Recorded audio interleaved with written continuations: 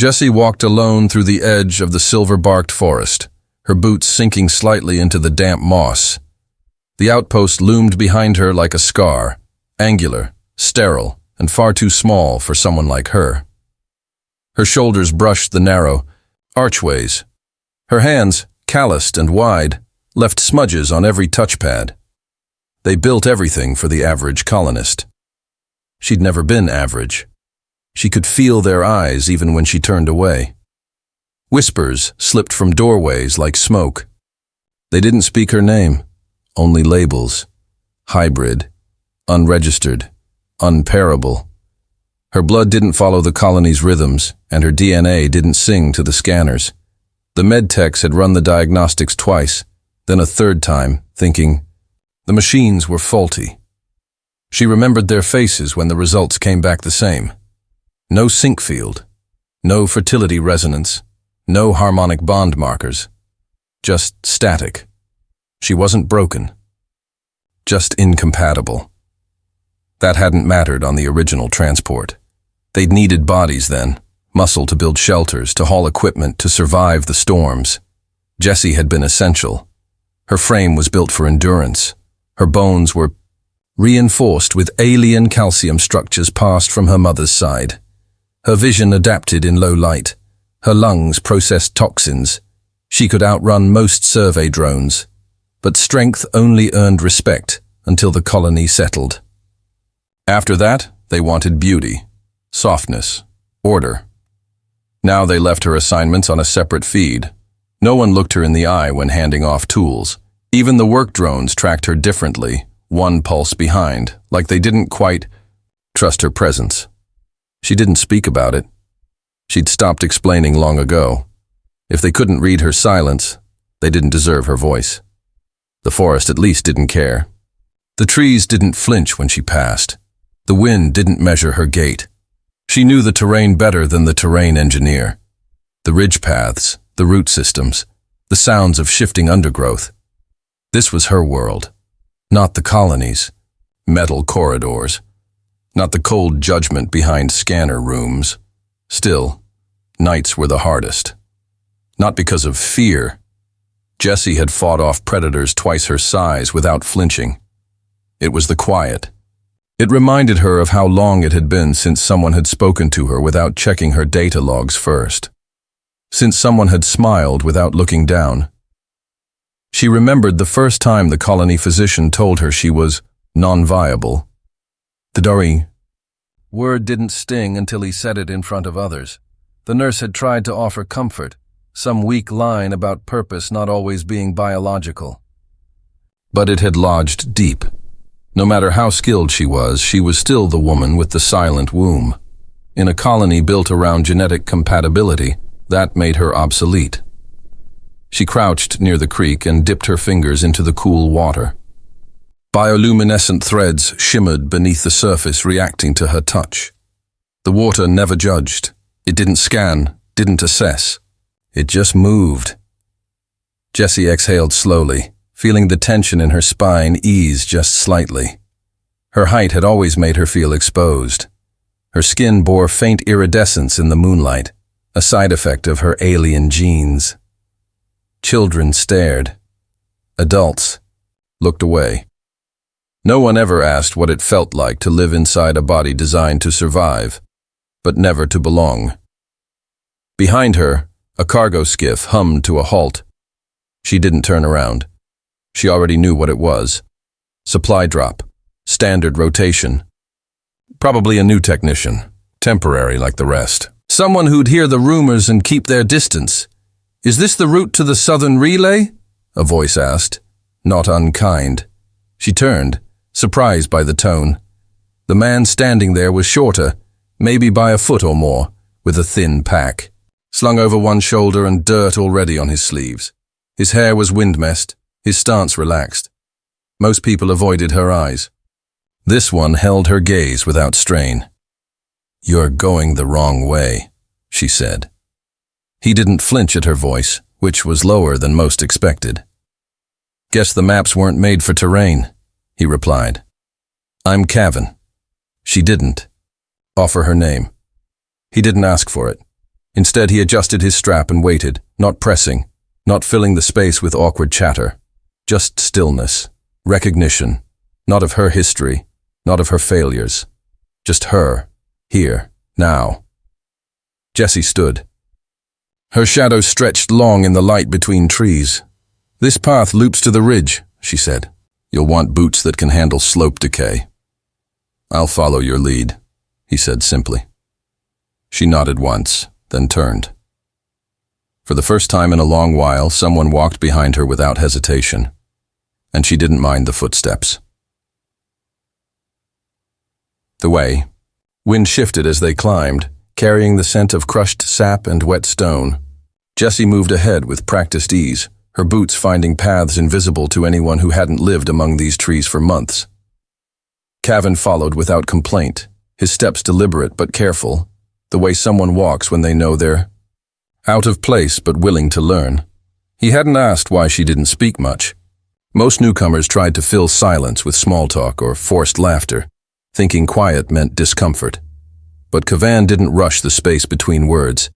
He didn't ask questions that begged for stories she had no desire to share. He just observed, like someone listening without sound. They stopped at a break in the ridge where the horizon opened wide, a valley spilling below like a silver ocean of light-sensitive vines. Jessie knelt beside the path, checking the terrain stability where last week's rain had shifted the ground.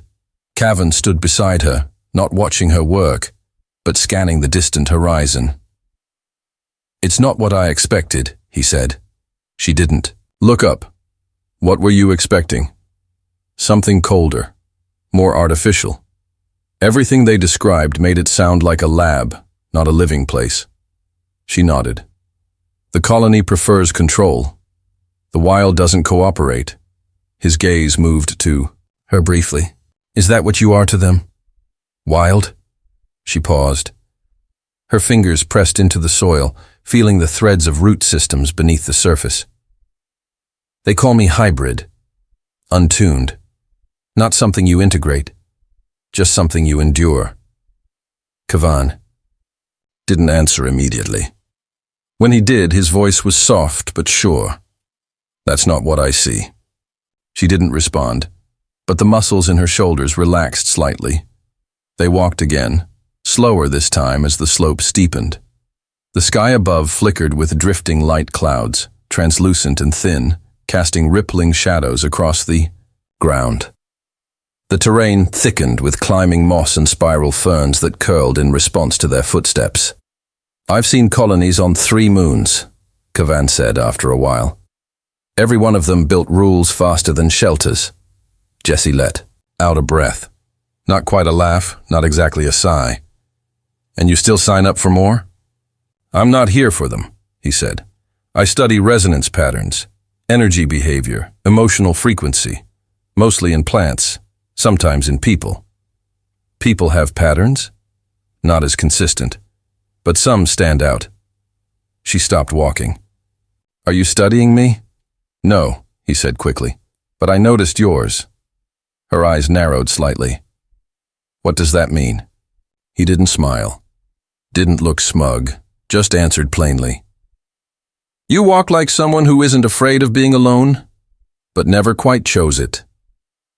The forest went quiet around them. Even the wind seemed to hold still. Jessie looked away first, back toward the trail. "We're losing light." They reached the broken relay station an hour later. It was half sunken into the hillside, vines draped across its panels like a second skin. Jessie crouched beside the access port, peeled away the outer shield, and began inspecting the internal systems. Cavan unpacked his tool set without instruction, unrolling it neatly across a flat stone. He didn't ask what she needed. He just started checking power lines, his hands moving with the confidence of someone who knew their craft. They worked in silence for nearly 40 minutes, falling into a rhythm that felt practiced even though it was new. Her hands were larger, faster with heavy tools. His fingers were precise, delicate, ideal for rewiring circuits and handling damaged nodes. Neither stepped on the other's movements. Every handoff was seamless. When the system finally flickered to life, the glow of reactivated lights bathed the grove in a warm, amber hue. Jessie stepped back and stretched, her arms high above her head. Her spine popped. Cavan glanced over but didn't comment. She leaned against a nearby tree, brushing sweat from her temple. "Not bad," she admitted. "You make hard work look easy," he said. "You make quiet bearable," she replied. He sat down on a smooth patch of ground, resting his elbows on his knees. "Is that rare for you?" She didn't answer right. Away. Her gaze drifted to the trees, the way their leaves shimmered faintly in the low light. "Most people fill silence with fear or judgment. You let it be." "I grew up surrounded by people who talked constantly," he said. "Noise was a way to feel bigger. I preferred to listen." Jessie lowered herself to sit beside him, not touching, but close enough that the heat from his body reached her. The night was cooler now. The light buzzed gently from the relay, casting slow-moving shadows. "Do you believe everything has a pattern?" she asked, eventually. "Even chaos has rhythm." She picked up a small rock, turned it in her palm. "And what if someone's pattern doesn't match anything? Then maybe everything else is wrong." He said it without hesitation, without drama, just truth.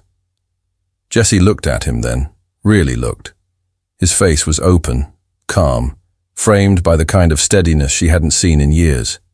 He didn't flinch from her size. He didn't shrink beneath her gaze. "You talk like you're certain," she said. "I talk like I've learned how not to lie to myself." A faint smile touched the corner of her mouth, the first in a long while. They sat like that as the dark deepened, not reaching for each other, not moving away. No expectation, no pity, just presence. And for the first time in weeks, Jessie didn't feel like a visitor in her own skin. Jessie rose before the second sun cleared the tree line, her breath fogging the chilled air. The relay hum still pulsed low in the grove behind them, a soft mechanical heartbeat in the quiet. She checked her pack, tightening the straps over her broad shoulders, feeling the familiar weight settle against her spine. Cavan was already awake, kneeling beside a small coil of wire he'd salvaged from the damaged relay. His hands worked deftly, fingers sure despite the cold. He looked up when she approached, eyes catching hers in the thin, pale light. "Ready?" he asked. She nodded. Once. Words were never wasted between them. The path to the lower outpost ran through a gully cut by ancient water. She moved ahead, testing the slope with careful steps. Her balance was second nature, the long arc of her legs adjusting with every shift of the earth. Behind her, Cavan's breath came slow and even. He didn't try to match her pace exactly, but found his own rhythm instead, a quiet agreement that steadied the space between them. At the ridge's edge, she paused. The world below stretched in ragged green and silver, alien crops trembling under faint light. Small structures dotted the basin, some half-collapsed, others held up by sheer stubbornness. Jessie's eyes traced the contours of the land, noting every line, every curve, every potential threat. The wilderness had always been more honest than the colony's polished halls. "You see things others miss," Cavan said behind her. She didn't turn. "It's how I survived." He moved closer, just enough for his voice to soften. "And now? Now I'm still here." They descended slowly, the ground shifting beneath them with each step. Jessie's boots found purchase where no one else would dare. She knew the scent of moss-covered stone, the whisper of a root about to slip.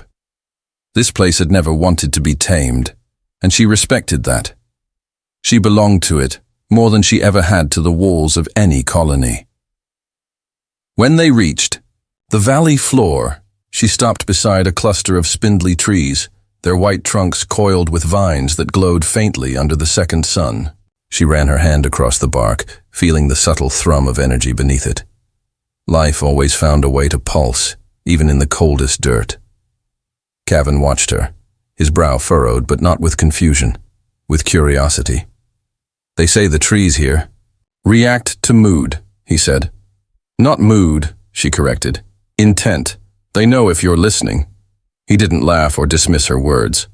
Instead, he reached out, laying his fingers gently against the nearest trunk. The glow shifted, a pale ripple of blue moving like a breath. He let out a low, surprised sound, wonder blooming in his eyes. Jessie watched him, a flicker of something unspoken passing between them. Recognition, maybe. Or the quiet admission that not everything could be measured in data streams and protocols. They worked in the lower terraces for hours, repairing irrigation channels clogged with mineral sediment. Jessie's hands moved with strength born of necessity. She hauled rocks from the flow paths, her arms tense with controlled force. Cavan knelt in the muck beside her, his fingers tracing the weave of tubing, replacing cracked seals with calm precision. They didn't speak much. Their silences weren't heavy. They had become an unspoken language, each pause a sentence, each glance a word. When her fingers brushed his as they passed tools, she didn't flinch. Neither did he. The touches were brief, but they carried weight. A conversation without sound. As the sun dipped low, painting the horizon in deep crimson, they sat on the terrace edge to catch their breath.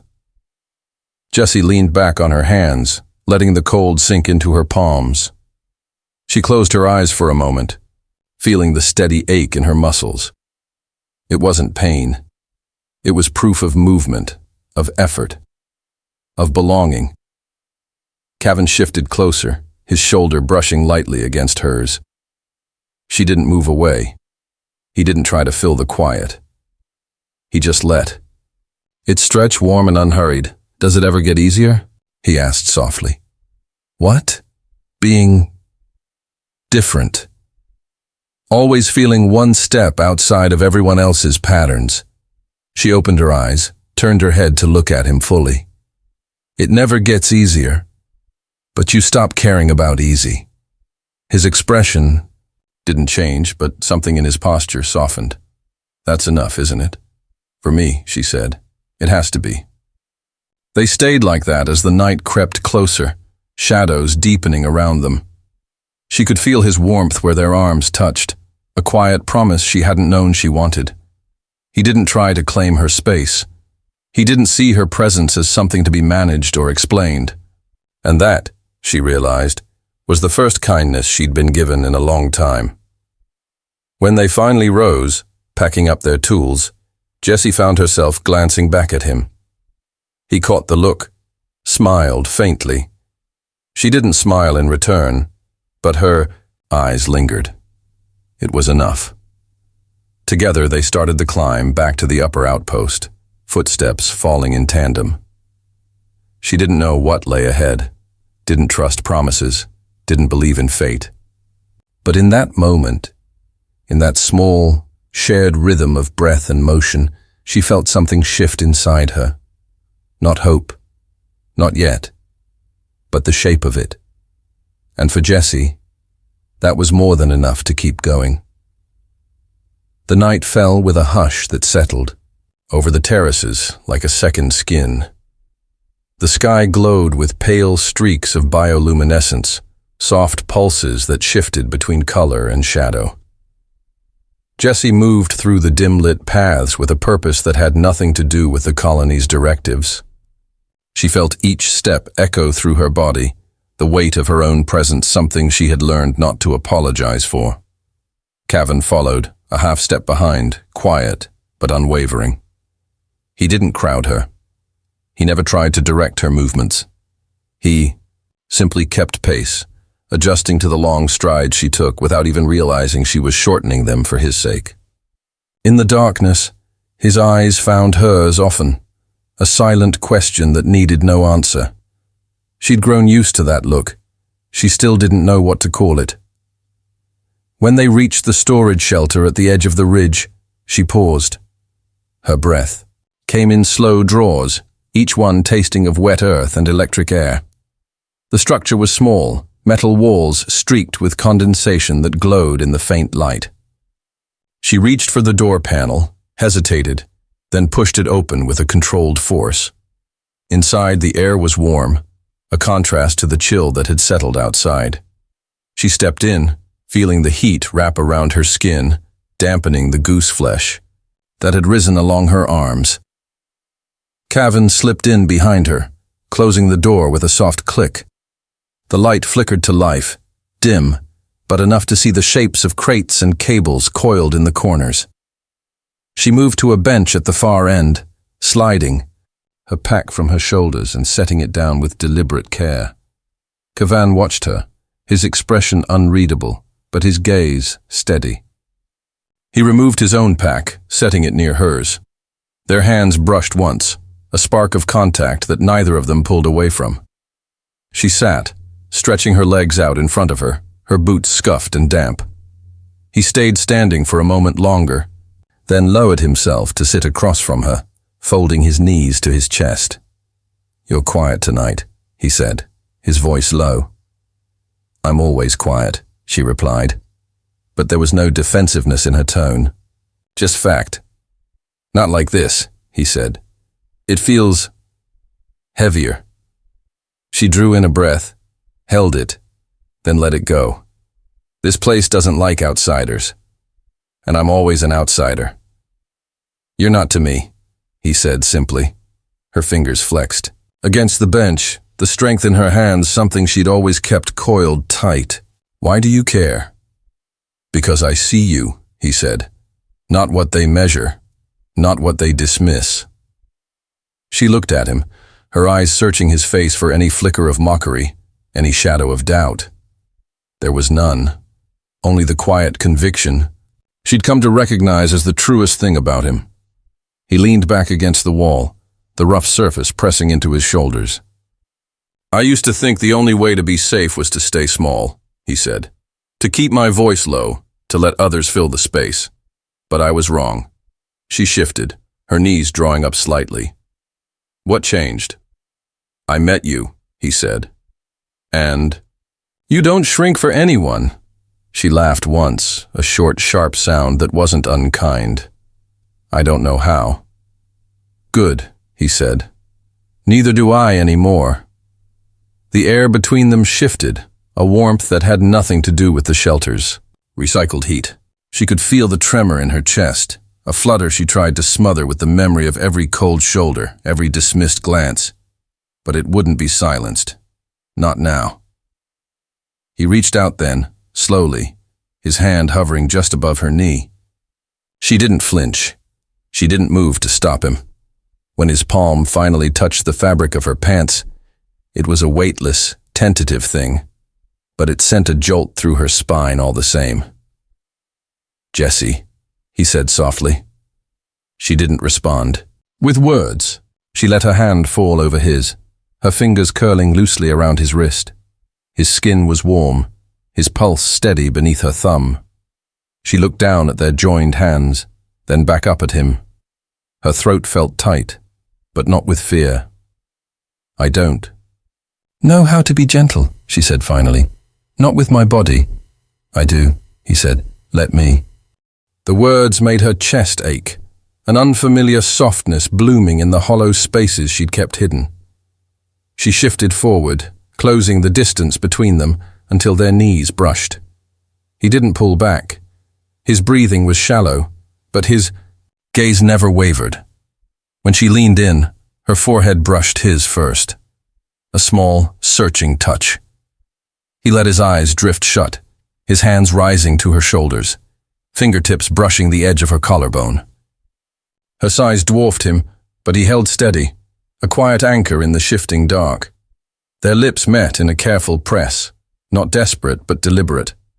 She moved slowly, learning the shape of him, the give and resistance of his mouth against hers.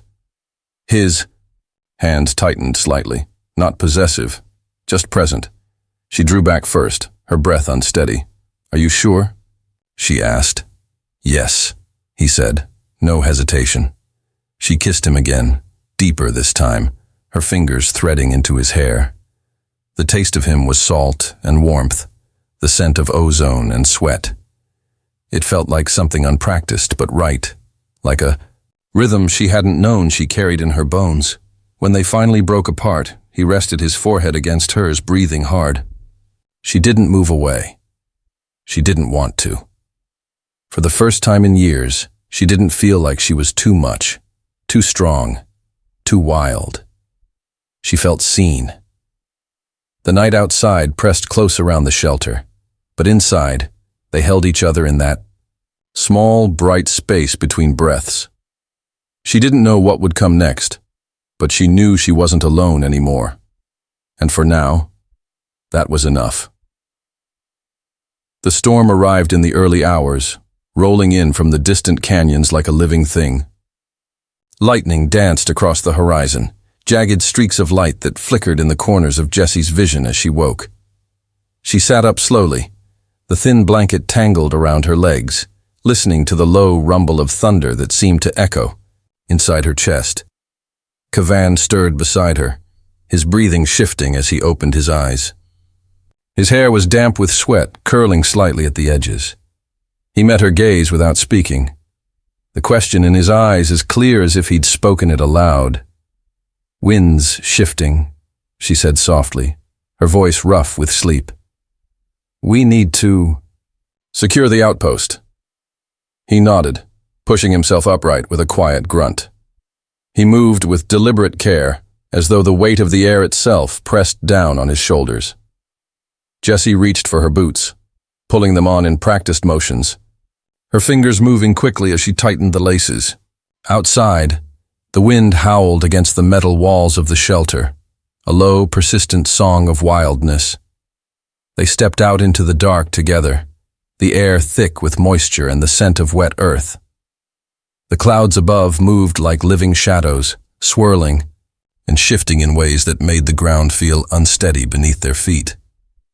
Jessie led the way, her movements confident and sure despite the gusts that tugged at her jacket. She knew these paths by heart, every root and stone familiar under her boots. They reached the outer stabilizers first, tall metal rods that hummed with the pulse of the generators below. Jessie checked the anchor points, her hands quick and precise, as she secured each line. Kavan worked beside her, his breath ragged in the cold air but his focus unbroken. Their eyes met once, a silent confirmation that they would weather this together. When the last stabilizer was locked down, they turned back toward the central hub, a faint glow in the distance that shimmered through the shifting rain. They moved. Quickly, the ground slick beneath them, every step deliberate and measured. Jessie's fingers brushed his once, a brief contact that felt like an unspoken promise. They reached the hub just as the rain began to fall in earnest, a warm, heavy downpour that drenched them in seconds. Jessie pushed the door open with her shoulder, stepping inside and shaking the water from her hair.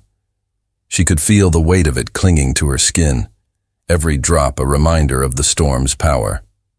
Kavan followed her, his own hair plastered to his forehead, his clothes clinging to every line of his frame. He looked at her, and in that moment, there was no colony, no measured protocols, no lines drawn in cold data. There was only the heat of their shared breath and the quiet knowledge that something had shifted between them. She stepped closer, her fingers rising to brush the wet strands from his face. He leaned into her touch, his eyes closing briefly as if he could memorize the feel of her hands. When he opened them again, there was nothing hesitant in his gaze, no question that needed answering. Their lips met in a slow, deliberate kiss, the taste of rain and warmth mingling in a way that made her chest tighten. She pressed closer, feeling the solid line of his body against hers, the steadiness that grounded her even as the world raged outside. His hands rose to her shoulders, then slid down to her waist, fingers splayed wide as if he needed to feel every inch of her. She broke the kiss first, her breath coming in shallow draws. "Are you sure?" she asked again, her voice a whisper lost in the roar of the storm. "I've never been more," he said, his tone as sure as the ground beneath. Their feet. She kissed him again, deeper this time, her hands rising to cradle his face. She could feel the strength in his jaw, the soft rasp of his stubble beneath her palms. Her own body answered without hesitation, every muscle coiled tight with a need she'd kept buried for far too long. When they parted, she stepped back just enough to look at him, her breath catching at the sight of the raw want in his eyes. He reached for her then, his fingers curling around the edge of her jacket, pulling her back into him with a force that spoke of quiet desperation. She let him, her own hands moving to his shoulders, feeling the shape of him beneath the soaked fabric. She didn't worry about her size, didn't think about how her body dwarfed his. In that moment, there was no measurement, no judgment. There was only the way his hands trembled slightly as they found the small of her back, the way her own breath hitched when his lips found the curve of her throat. The storm outside raged on, wind and water battering the walls of the outpost, but inside there was only the heat of their bodies and the quiet gasps of breath shared between them. She guided him back against the wall, her hands steady as she traced the lines of his chest, feeling the shiver that ran through him with every brush of her fingers. He didn't flinch, didn't shy away. Instead, he pressed closer, his mouth finding hers again with a hunger that stole the breath from her lungs. She answered in kind, her own body moving with a deliberate slowness that felt like reverence. Every shift of her hips, every brush of her hands was a testament to the truth she'd never spoken aloud, that she was more than the sum of her parts, more than the dismissals of those who couldn't see her. They came together in that small, bright space, their breaths mingling as the storm sang outside. She felt the shape of him, the warmth of him, and for the first time in a long while, she felt the quiet certainty of belonging. And when he whispered her name against her skin, she let it sink into her bones like a promise. Morning came slowly, the light pale and uncertain as it crept through the slats in the outpost's wall. Jessie lay awake, her body still heavy with the memory of the night's heat. She felt each breath move through her ribs, felt the soft weight of her own presence against the thin mattress. Outside, the storm had passed, leaving the world washed clean and shimmering with dew. Cavan stirred beside her, his face turned toward her chest, one arm draped across her waist in a gesture that felt both protective and possessive. She watched him for a long moment, tracing the lines of his cheek, the slow rise and fall of his breath. There was a calm there she hadn't known she was searching for, something steady in a world that had always felt too fragile. When he woke, his eyes met hers without hesitation. He didn't smile, but there was a softness in his expression that spoke louder than any words. She shifted slightly, letting her hand rest against his shoulder, feeling the warmth of his skin beneath her fingers. "Did you sleep?" he asked, his voice husky with sleep. "A little," she admitted. "You?" "Enough," he said, though the dark smudges beneath his eyes suggested otherwise. She brushed her thumb across his jaw, the roughness of his stubble grounding her. "I should check the perimeter," she said after a moment. "I'll come with." "You," he offered. She nodded, though a part of her wanted to tell him to rest, to let her carry this alone as she always had. But she didn't. Not this time. They dressed in silence, the quiet between them no longer heavy, but something close to reverent. When they stepped outside, the world was bright with promise. The ground still glistened with the last traces of rain, and the air smelled of wet stone and new growth. Jessie moved with practiced ease, her boots finding purchase in the soft earth. Cavan stayed close, his steps sure even on the uneven ground. They checked each anchor line, each support strut, their movements fluid and efficient. She felt the weight of his gaze on her sometimes, not intrusive, just present, a reminder that she was no longer walking these paths alone. When they reached the overlook, she paused, her breath catching at the sight of the valley below. The fields, stretched out in shimmering waves of color, the alien crops bending gently in the breeze. It looked almost peaceful, though she knew better than to trust appearances. "It's beautiful," he said beside her. "It is," she agreed, though her tone was distant. Her hand dropped to her stomach, a gesture so subtle she might not have noticed it herself, if not for the sudden tightness in her chest. Kavan noticed. "Are you all right?" he asked. She didn't answer right away. Instead, she focused on the horizon, the way the light played across the ridges. "I've been feeling different," she said finally. "Like there's something new growing inside me." His breath hitched, just slightly. "You think—" "I don't know," she said honestly. "But I can feel it, like a spark that wasn't there before." He reached for her hand, his, fingers warm and sure against hers. "Jessie." She turned to face him fully then, her expression unguarded. "They said I couldn't," she said. "That my body wasn't built for it." "They were wrong," he said. And there was no doubt, in his voice, no hesitation, only quiet certainty. She looked down at their joined hands, the way his smaller fingers fit so easily against her palm. She had always thought of her size as something to hide, something that marked her as different. But here now, it felt like something else entirely, a strength, a promise. When they returned to the outpost, the medtechs were waiting. They took her aside, their faces masks of polite concern. She let them run their scans, let them press cold instruments against her skin, and murmur data to one another in low voices. She didn't flinch, didn't shrink. She had spent her whole life being measured. Today, she stood tall. Kavan waited just outside the door, his posture tense, but his eyes calm.